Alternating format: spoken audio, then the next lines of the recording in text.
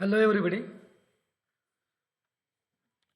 मागील व्हिडिओमध्ये आपण पाहिलं पार्टनरशिप फायनल अकाउंट, त्यामध्ये पार्टनरचं कॅपिटल अकाउंट आणि करंट अकाउंट कशा पद्धतीने मेंटेन केलं जातं. कॅपिटल अकाउंटच्या क्रेडिट साईडला केव्हा लिहितात आणि कॅपिटल अकाउंटच्या डेबिट साईडला केव्हा लिहितात. तर आज आपल्याला फायनल अकाउंटमध्ये फॉर्मॅट नेमका कशा पद्धतीने असतो हे आपल्याला जाणून घ्यायचं आहे. तर फायनल अकाउंट बनवताना आपणा सर्वांना माहिती आहे, इयत्ता 11वीमध्ये आपण फायनल अकाउंटमध्ये trading account, profit and loss account आणि बॅलन्स शीट हे बनवलं. तर इयत्ता 12वीमध्ये सुद्धा trading account, profit and loss account आणि बॅलन्स शीट आणि त्याचबरोबर कॅपिटल अकाउंट कशा पद्धतीने बनवायचं असतं. तर प्रॉब्लेम सोडवायच्या अगोदर आपल्याला पुन्हा एकदा या अकाउंट्समध्ये म्हणजे ट्रेडिंग अकाउंटमध्ये, प्रॉफिट अँड लॉस अकाउंटमध्ये आणि बॅलन्स शीटमध्ये कोणते कोणते आयटम लिहिले जातात याचा आपल्याला पुन्हा एकदा आढावा घ्यायचा आहे. तर आजचा लेक्चर आपला आहे जो तुम्हाला फॉर्मॅटची माहिती देईल. म्हणजे फायनल अकाउंट बनवताना जे वेगवेगळे आपण अकाउंट्स बनवतो आणि फायनान्शियल स्टेटमेंट म्हणजे बॅलन्स शीट बनवतो, त्यामध्ये नेमकं त्याचा फॉर्मॅट कसा आहे याचं मी थोडक्यात छोटासा व्हिडिओ बनवलेला आहे. तर 12वी commerce book keeping and accountancy 12वीच्या नवीन सिलेबसनुसार introduction of partnership and final account हा जो पहिला टॉपिक आहे त्यामध्ये आपल्याला शिकायचं आहे specimen format of final account. यामध्ये सुरुवातीला मागील लेक्चरमध्ये मी तुम्हाला सांगितलं फायनल अकाउंटमध्ये trading account, profit and loss account आणि बॅलन्स शीट हे बनवलं जातं. तर चला बघूया या फॉर्मॅटमध्ये ट्रेडिंग अकाउंट जे आहे त्या ट्रेडिंग अकाउंटमध्ये आपण काय लिहितो. सर्वप्रथम ट्रेडिंग अकाउंटला आपण, तुम्हाला माहिती आहे कोणतंही अकाउंट म्हणजे डेबिट आणि क्रेडिट दोन बाजू असतात, त्याला ट्रेडिंग अकाउंटच्या खाली आपल्याला for the year ended 31 March किंवा जे काही आर्थिक वर्ष दिलेलं असेल ते पूर्ण तारीखमध्ये लिहायचं आहे. अशा पद्धतीने आपला फॉर्मॅट असतो. त्या फॉर्मॅटमध्ये पर्टिक्युलर्स, अमाऊंट, पर्टिक्युलर्स आणि अमाऊंट अशा पद्धतीने आपण लिहितो.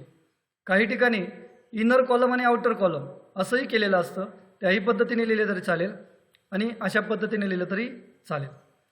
तुम्हाला माहिती आहे ट्रेडिंग अकाउंटमध्ये आपण डेबिट साईडला बिझनेसमध्ये आलेला माल लिहितो आणि सर्वप्रथम बिझनेसमध्ये जो माल येतो तो मागील वर्षातला शिल्लक राहिलेला या वर्षात आलेला असतो. जो मागील वर्षात शिल्लक राहिला या वर्षात आला म्हणजे तो ओपनिंग स्टॉक झाला. म्हणून ट्रेडिंग अकाउंटच्या डेबिट साईडला सर्वप्रथम नेहमी ओपनिंग स्टॉक येतो. ओपनिंग स्टॉक म्हणजेच ओपनिंग इन्व्हेंटरी. जो मागील वर्षातला उरलेला माल असतो तो या वर्षामध्ये विक्रीसाठी आपण घेतो. त्यानंतर दुसरं कारण आहे परचेसेस. परचेसेसमुळं माल आपण बिझनेसमध्ये आपल्या आला म्हणून आपण तो डेबिट साईडला लिहिला, पण तो इनरला लिहिला कारण त्यामधून काही गोष्टी आपल्याला ॲड लेस करायच्या असतात. तर त्या कोणत्या पाहूया. तुम्हाला माहिती आहे परचेस केल्यानंतर जर परचेस रिटर्न झालेला असेल तर परचेस रिटर्नमुळं आपले परचेसेस कमी होतात. म्हणजे आपण घेतला होता पण पुन्हा पाठवला, त्यामुळे काय झालं, परचेस कमी झाले, परचेसेस कमी झाले, मग ते यामधनं लेस होतील. लेस परचेस रिटर्न. परचेस रिटर्नलाच आपण रिटर्न आउटवर्ड असंही म्हणतो. त्याची अमाऊंट त्यातून वजा केल्यानंतर ती किंमत वजा करून तिथेच लिहायची आहे. त्यानंतर पुढे आहे add unrecorded credit purchases. Unrecorded credit purchases म्हणजे काय, ज्या मालाची आपण खरेदी केली परंतु त्याचं हिशोबामध्ये नोंद करायची राहिलेली असेल तर ती नोंद आता आपल्याला फायनान्शियल स्टेट अकाउंट करताना ती नोंद करावी लागेल आणि म्हणून तुम्हाला ते जे परचेसेस आहे जे रेकॉर्ड केलेले नाहीत ते तुम्हाला या ठिकाणी ॲड करावे लागतील. त्यानंतर लेस गुड्स ड्रॉईंग असं दिलेलं आहे. आता गुड्स ड्रॉईंग म्हणजे वर्षभरामध्ये जर बिझनेसमनने किंवा पार्टनरने माल घरी नेला असेल तर तो परचेसेसमधनं लेस होईल. काही वेळेला याचा इफेक्ट आपण ट्रेडिंग अकाउंटच्या क्रेडिट साईडला सुद्धा दाखवू शकतो. फॉर्मॅटमध्ये मी दोन्ही बाजूला दाखवला आहे, पण ॲक्च्युअल आपण ज्या वेळेला प्रॅक्टिकल प्रॉब्लेम सोडवतो त्यावेळेला मात्र एकाच ठिकाणी फक्त इफेक्ट द्यायचा. म्हणजे you may record goods drawing either at the debit side of trading account or credit side of trading account. Only one effect. मी फॉर्मॅटमध्ये दोनही ठिकाणी दाखवलेलं आहे. गुड्स ड्रॉईंग वजा केल्यानंतर जी अमाऊंट येईल ती बाहेर घेतली. त्यानंतर तुम्हाला मी काल सांगितल्याप्रमाणे ट्रेडिंग अकाउंटच्या डेबिट साईडला असतात all direct expenses. Sir what do you mean by direct expenses? All the expenses related to production, all related to manufacturing are direct expenses. कधीकधी या खर्चांना आपण खरेदीसाठी असणारे खर्च किंवा उत्पादनासाठी असणारे खर्च असेही म्हणतो. जे काही डायरेक्ट एक्सपेन्सेस आहेत किंवा प्रोडक्टिव्ह एक्सपेन्सेस आहेत ते सर्वच्या सर्व आपण डेबिट साईडला लिहिणार आहोत. आता सर्व नावं मी फॉर्मॅटमध्ये इथे लिहिलेले नाही. त्याचा जर तुम्हाला फॉर्मॅट पाहिजे असेल तर या व्हिडिओच्या डिस्क्रिप्शनमध्ये मी एक लिंक ठेवलेली आहे. त्या लिंकवरनं PDF फाईल डाउनलोड करा आणि ती प्रिंट काढून त्याचा अभ्यास करा. ठीक आहे. त्यामध्ये सर्व नावं दिलेले आहेत. जे जे पॉसिबल आयटम्स आहेत जे ट्रेडिंग अकाउंटच्या डेबिटला येणार ते सर्व तुम्हाला तिथे मिळतील. त्यानंतर डायरेक्ट एक्सपेन्सेसमध्ये काय काय येतं विद्यार्थ्यांनो?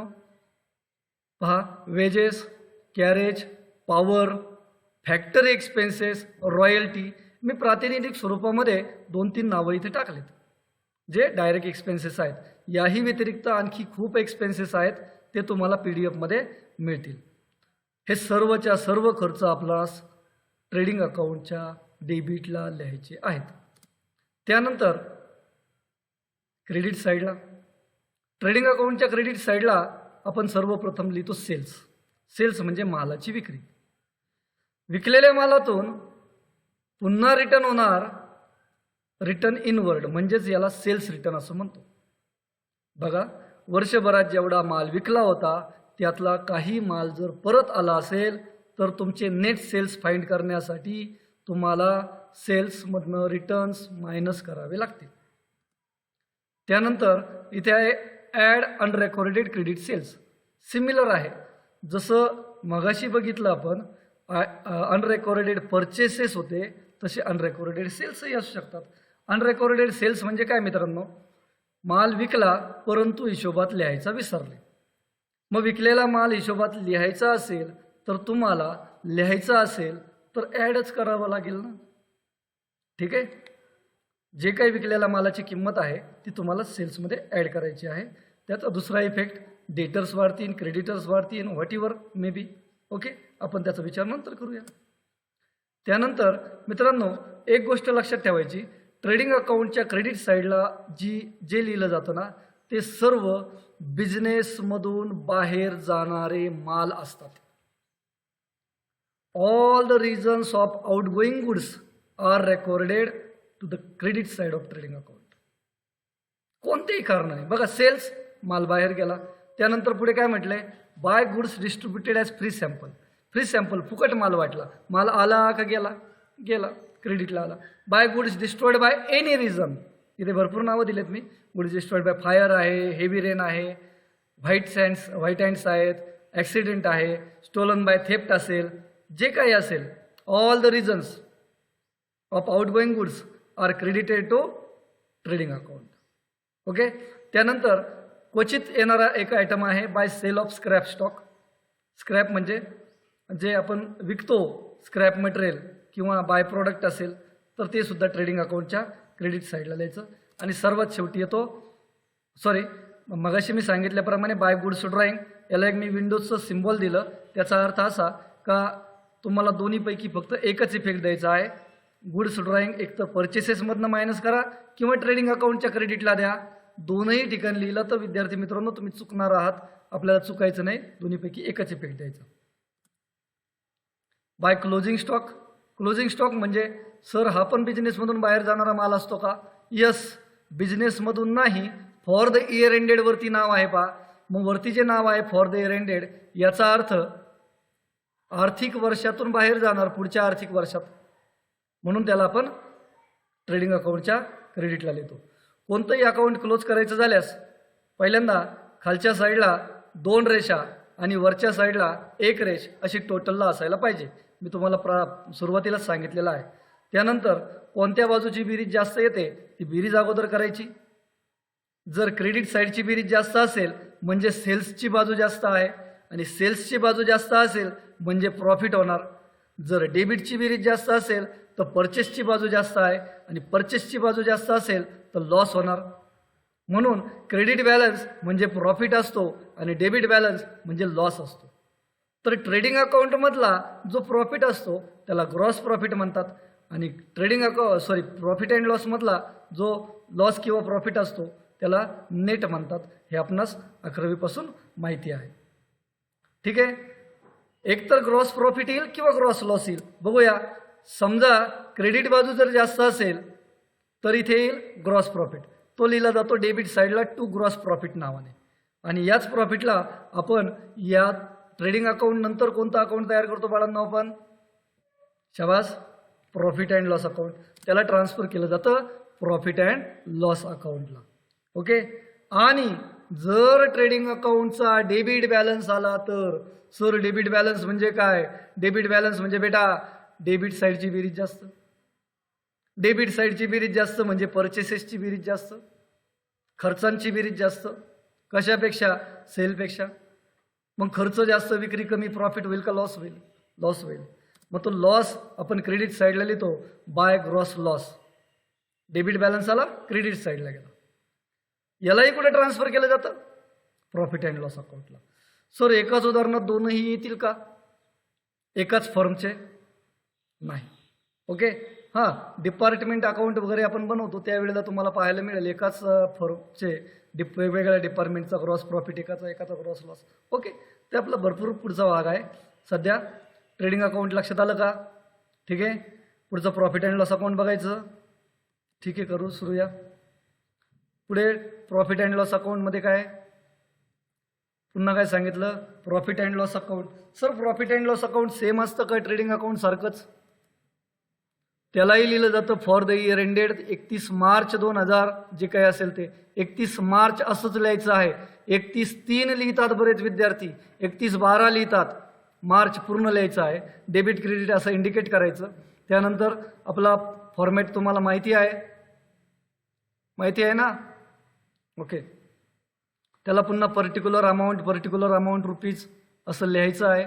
सर्वप्रथम आपण लिहितो यामध्ये ग्रॉस प्रॉफिट किंवा ग्रॉस लॉस जो काही उदाहरणात आला असेल तो. एक तर ग्रॉस प्रॉफिट आलेला असेल तो कुठून आणला बाळांनो आपण? अगोदरच्या अकाउंटमधून. अगोदर कोणतं अकाउंट होतं मग? Trading account. मग ट्रेडिंग अकाउंटमधनं जो प्रॉफिट आला तो ग्रॉस प्रॉफिट आपण तिकडे टू नावाने होता, इकडे बाय नावाने आला. तिकडे टू नावाने होतं, इकडे बाय नावाने आलं. ठीक आहे.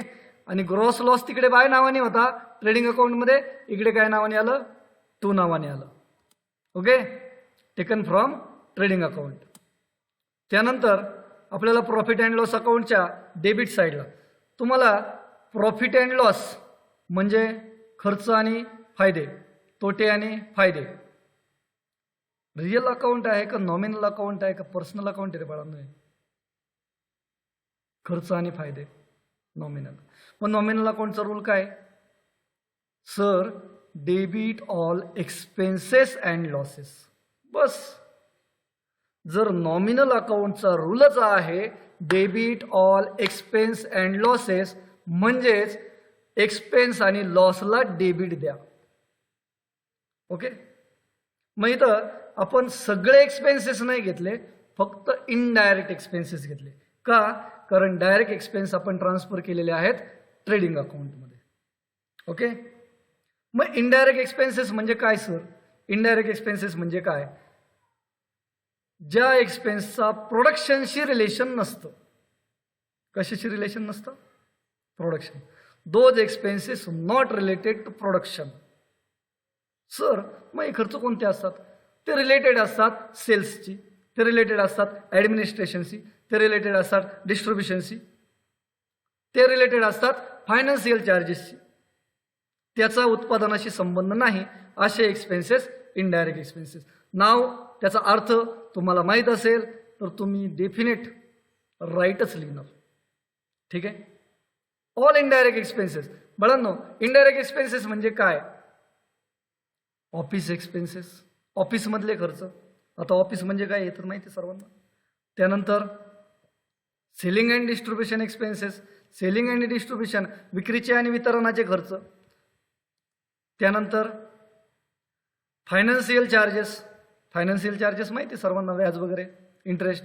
ओके, त्याचे एक्झाम्पल बघूया आपण. सॅलरी नाव आल्यानंतर हा खर्च फॅक्टरीशी रिलेटेड वाटतो का ऑफिसशी रिलेटेड वाटतो ना. सॅलरी इनडायरेक्ट एक्सपेन्स झाला. कमिशन पेड म्हणजे आपण कमिशन दिलं. ठीक आहे. आयदर फायनान्शियल चार्जेस असू शकतील किंवा ऑफिशियल एक्सपेन्सेस असू शकेल, ॲडमिनिस्ट्रेशन असू शकेल, प्रोडक्शनचं नाही. प्रिंटिंग, ॲडव्हर्टाइजमेंट सेलिंगसाठी असतं माहिती आहे. प्रिंटिंग काही सेलिंगसाठी सुद्धा असतं, काही ऑफिशियलसाठी सुद्धा असतं. प्रॉडक्टवर सुद्धा प्रिंटिंग असते आणि ऑफिसमध्ये सुद्धा प्रिंटिंग आणि स्टेशनरी लागते. ठीक आहे. डिस्काउंट अलाउड म्हणजे कस्टमरला दिलेला डिस्काउंट, हा एक प्रकारचा तोटाच म्हणता येईल. इंटरेस्ट पेड फायनान्शियल चार्जेस आहे.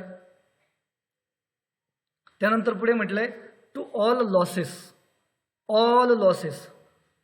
लॉसमध्ये डायरेक्ट आणि इनडायरेक्ट असं क्लासिफिकेशन नाही.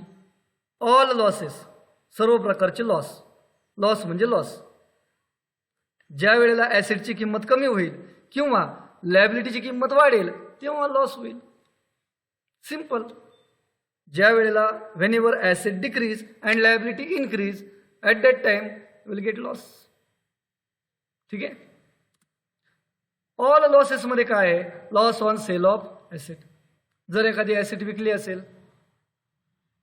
त्याचे पैसे कमी आले बुक व्हॅल्यूपेक्षा, त्या ठिकाणी लॉस झाला, मग हा लॉस सुद्धा आपल्याला प्रॉफिट अँड लॉस अकाउंटच्या डेबिट साईडला लिहायचा आहे.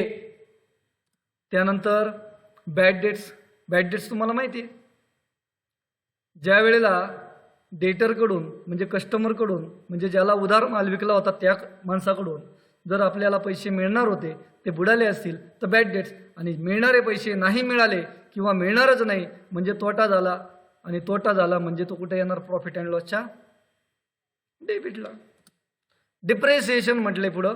Depreciation decrease in the value of fix asset due to its wear and tear, what your reason may be. Okay. Depreciation हा सुद्धा एक लॉस आहे. ठीक आहे. To find the real value, real net profit real profit or loss, depreciation must be record according to accounting standard 6. तुम्ही पुढे पाहता. ठीक आहे. बॅड डेट्स आणि RDD म्हटलंय. डेबिट साईडचा शेवटचा पॉईंट वाचतो मी. बॅड डेट्स आणि RDD.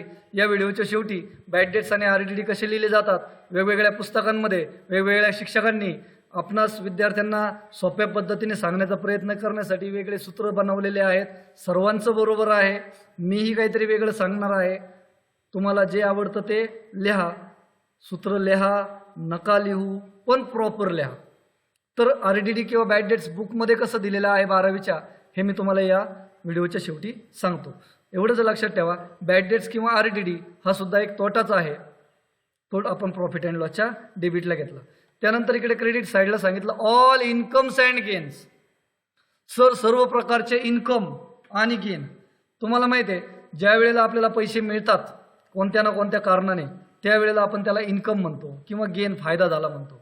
सर्व प्रकारचे इन्कम आपल्याला प्रॉफिट अँड लॉसच्या क्रेडिटला लिहायचे आहेत.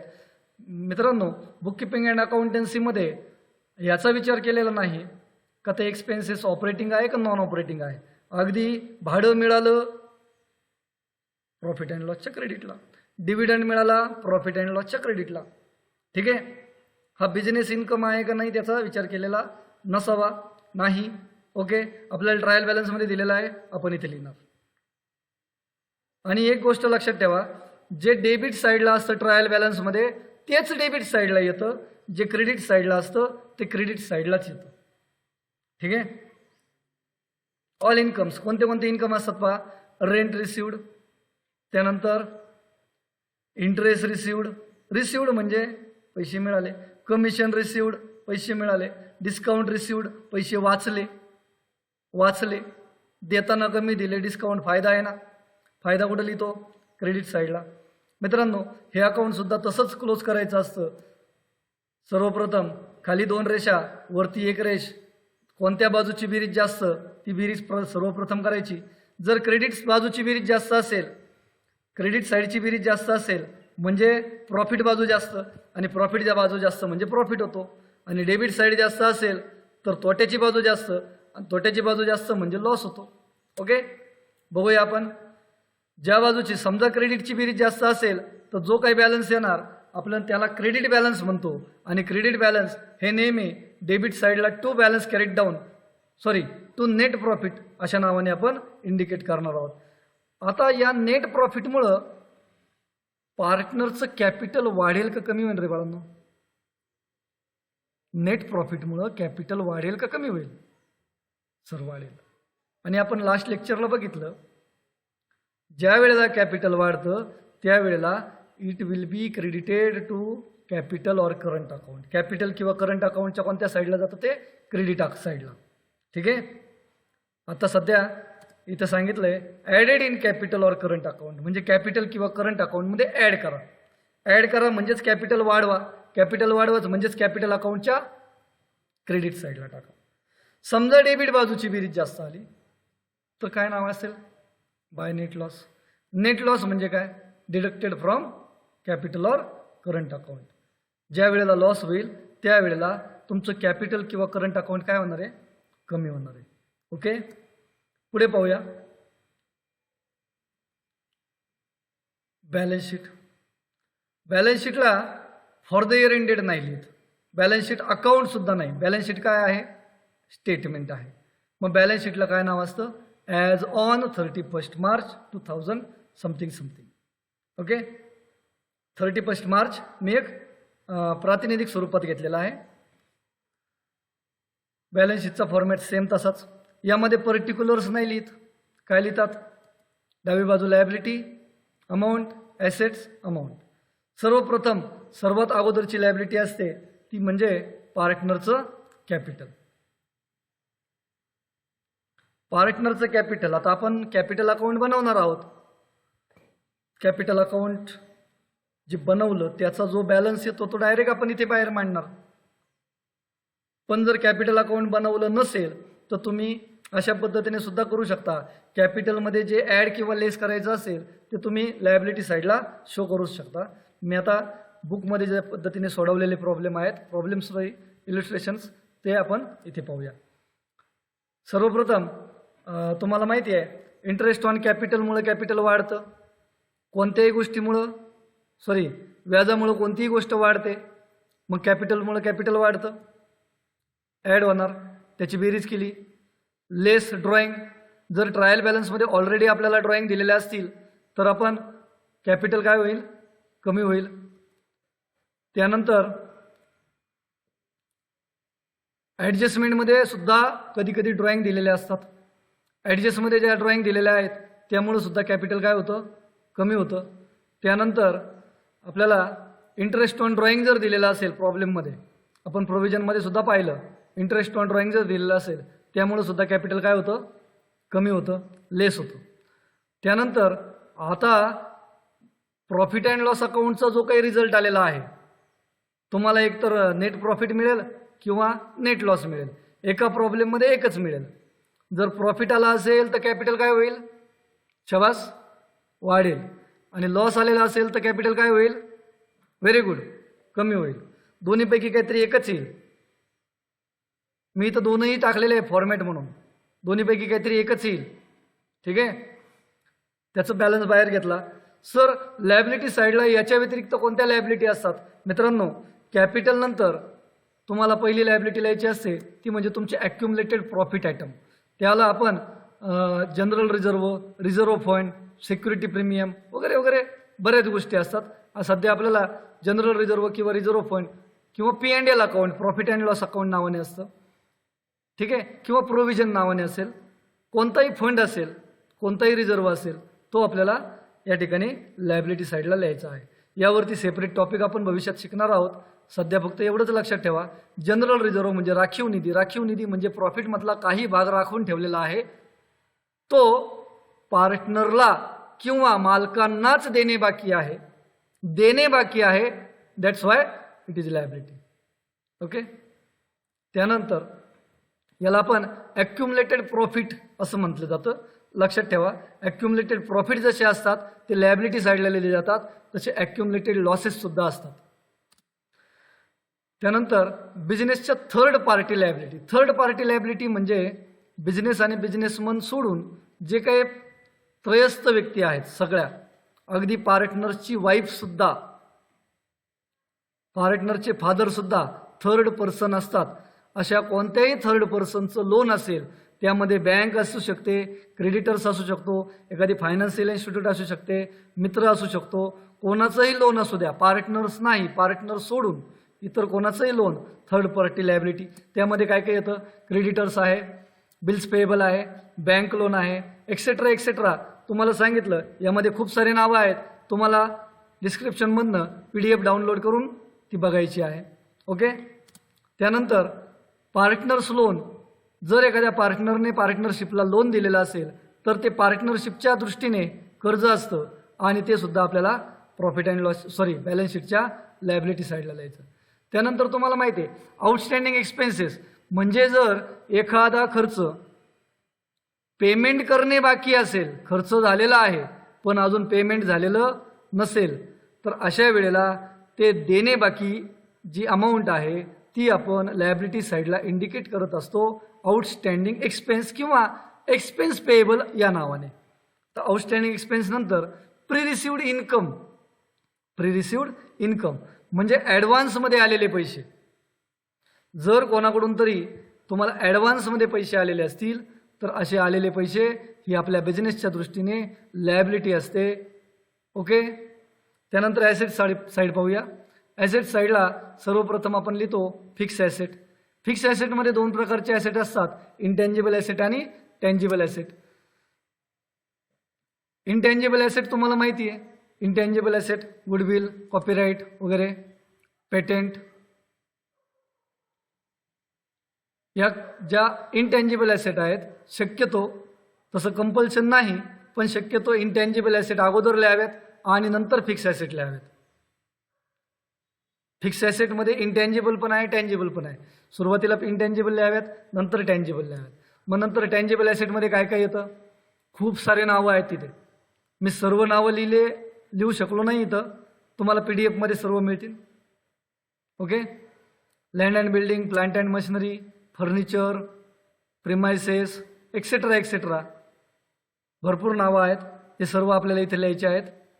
त्यानंतर इन्व्हेस्टमेंट्स. जर तुम्हाला ट्रायल बॅलन्समध्ये इन्व्हेस्टमेंट दिलेले असेल किंवा ॲडजस्टमेंटमध्ये इन्व्हेस्टमेंट असेल, investments in shares, investment in government security, खूप सारे ॲडजस्टमेंट्स आहेत, government bonds, company shares, okay, debentures वगैरे. ते जर अशा पद्धतीची इन्व्हेस्टमेंट असेल तर ती सुद्धा आपल्या बिझनेसची काय असते? ॲसेट असते. त्यानंतर करंट ॲसेट. तुम्हाला क्लासिफिकेशन करून नाही लिहिलं तरी चालेल 12वीला असताना, परंतु तुम्हाला माहिती असावे म्हणून मी ते फॉर्मॅटमध्ये सांगतो. करंट ॲसेट्स म्हणजे ज्या ॲसेट्स वर्षभर सतत त्यांची व्हॅल्यू बदलत असते अशा ॲसेट. त्यामध्ये कोणत्या कोणत्या ॲसेट असतात? Closing stock, sundry debtors, bills receivable, cash, bank balance. Okay. या सर्व ॲसेट आपल्या करंट ॲसेट आहेत, त्या तुम्हाला लिहायच्या आहेत. त्यानंतर पुढे आहे लोन किंवा ॲडव्हान्सेस गिवन. म्हणजे जे आपण दिलेले ॲडव्हान्स, आपण दुसऱ्याला दिलेले कर्ज, ही सुद्धा आपली ॲसेट आहे. ॲडव्हान्स गिवन, आपण दुसऱ्याला ॲडव्हान्स देतो, त्यालाच आपण कधी कधी प्रिपेड असंही म्हणतो. पुढचं नाव प्रिपेडच असेल. Outstanding income. आउटस्टँडिंग इन्कम म्हणजे आपला इन्कम जनरेट झालेला आहे पण पैसे अजून आपल्याला मिळालेले नसेल, ते सुद्धा आउटस्टँडिंग इन्कम नावाने लिहिले जातात. आउटस्टँडिंग इन्कम ही आपली ॲसेट आहे. त्यानंतर प्रिपेड एक्सपेन्सेस. पहा, प्रिपेड एक्सपेन्स म्हणजे expense paid in advance. Sir कालावधी नाही झाला पण पैसे तर देऊन बसलोय आपण, आणि ज्या ज्या वेळेला आपण पैसे देऊन बसलो असेल त्यावेळेला ती आपली ॲसेट असते. प्रिपेड इन्शुरन्स किंवा प्रिपेड ॲडव्हर्टाइजमेंट वगैरे भरपूर ॲडजस्टमेंट येतात. त्यानंतर प्रॉफिट अँड लॉस अकाउंट. मी तुम्हाला अगोदर सांगितल्याप्रमाणे जसा ॲक्युमुलेटेड प्रॉफिट असतो तसा ॲक्युमुलेटेड लॉसही असतो. ॲक्युमुलेटेड लॉस म्हणजे संचय केलेला लॉस. ठीक आहे. तर अशा पद्धतीने बॅलन्स शीट क्लोज करताना दोन्ही बाजू, आता मी इथं असं म्हणणार नाही बॅलन्स शीटचा बॅलन्स काढा, इथे दोन्ही बाजूची बेरीज सारखी आली पाहिजे. डेबिटची बेरीज सेपरेट करायची, क्रेडिटची बेरीज सेपरेट करायची.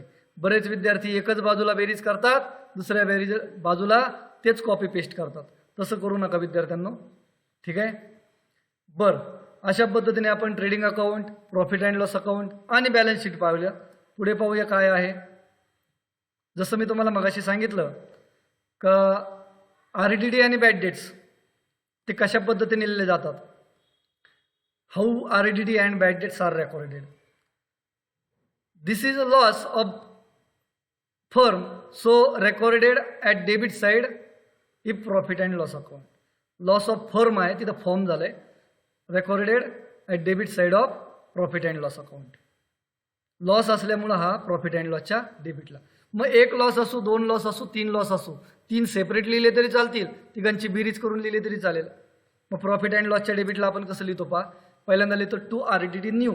न्यू म्हणजे जे ॲडजस्टमेंटमधले आहेत ते, जे ॲडजस्टमेंटमधले आहेत ते आपण सुरुवातीला लिहितो, तो पण तोटाच आहे.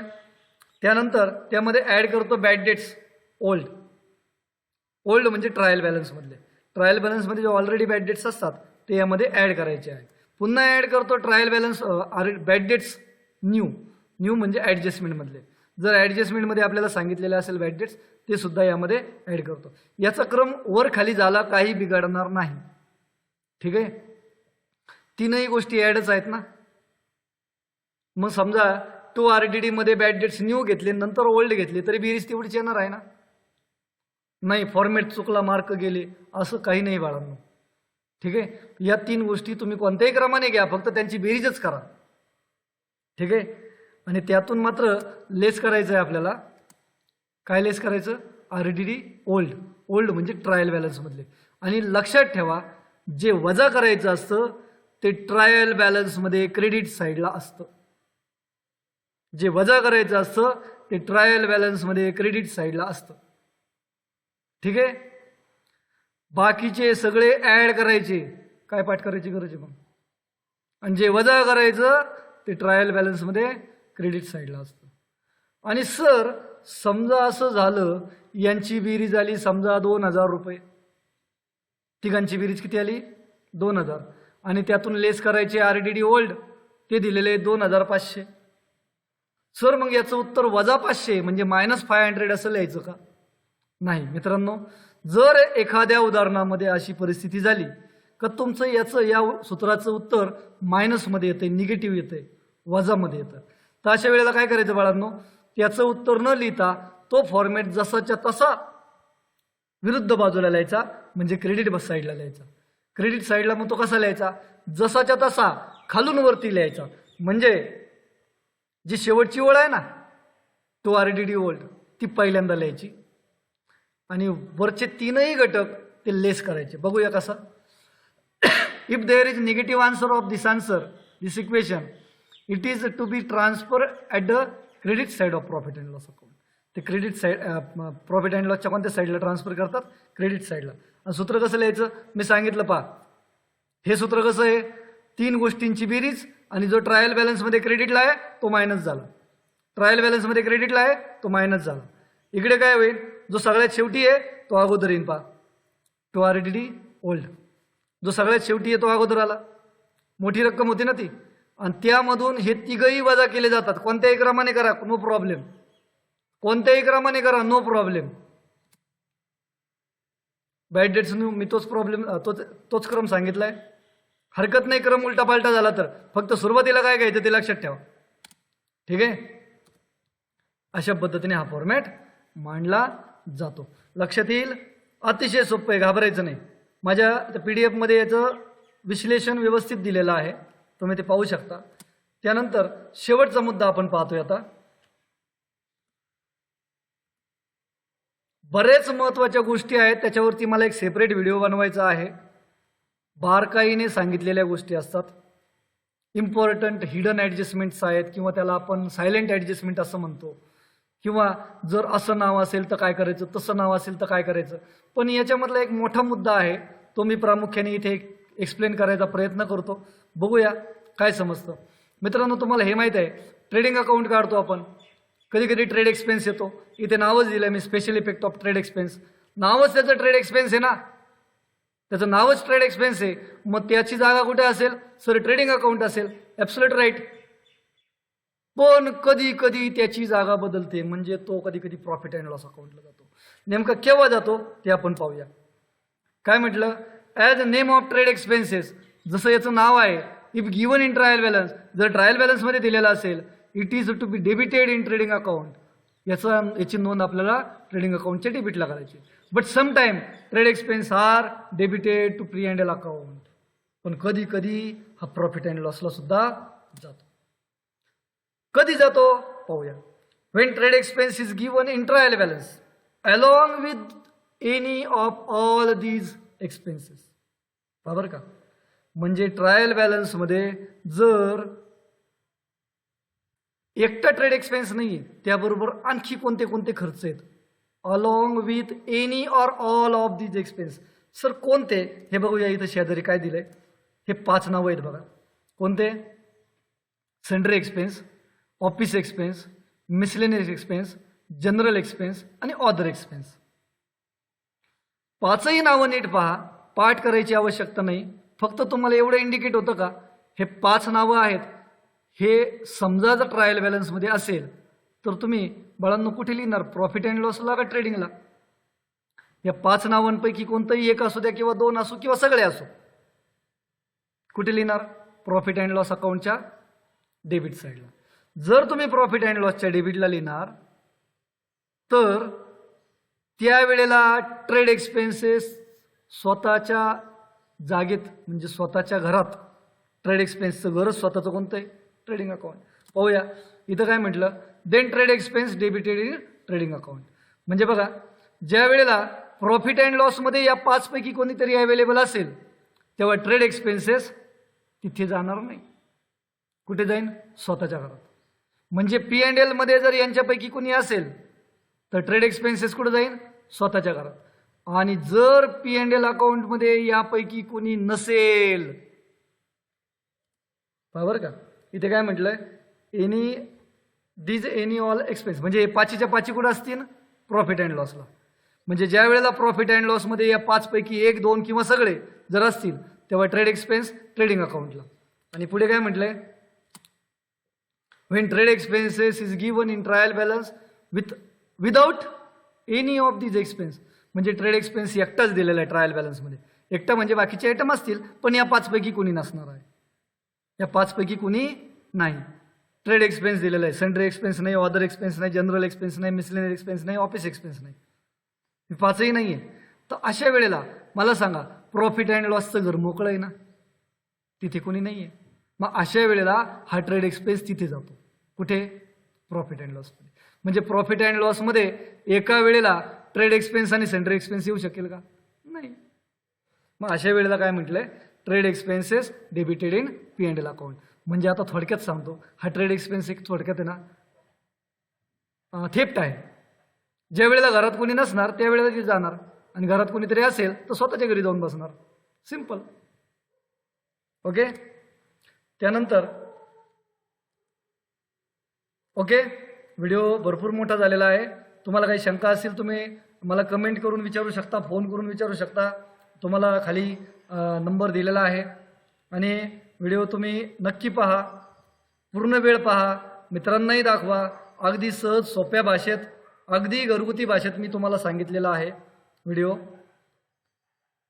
नेक्स्ट लेक्चरमध्ये आपल्याला काय पाहायचं आहे, important adjustment in final account and it's effects. Final account सोडवताना कोणत्या कोणत्या ॲडजस्टमेंट्स महत्त्वाच्या आहेत, त्याचे इफेक्ट कसे असतात ते आपल्याला शिकायचं आहे. We will learn how to give 2 effects of every adjustment. प्रत्येक ॲडजस्टमेंटचे 2 इफेक्ट कसे असतात हे मी तुम्हाला शिकवणार आहे.